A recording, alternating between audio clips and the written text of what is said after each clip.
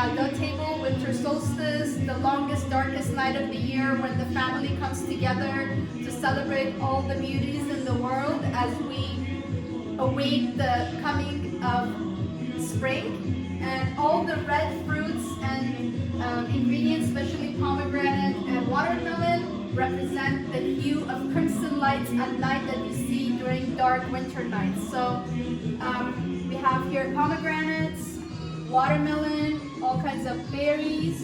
And then for tonight's dinner, I have made nas khatun, which is a traditional dish from northern Iran with a little twist. It's basically eggplants and pomegranates and tomato. This is anar polo, or pomegranate rice with sweet potato tahdig. And then we of course have ajil mushkil gosha, the sweet nuts that you have on this longest night of the year.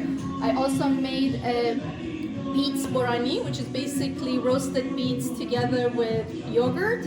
This is my salmon with walnut pomegranate sauce with some roasted carrots on top. And no Shab Yalda is complete without asha anar, or pomegranate soup, a thick soup that we make, and I also added some beets to that as well.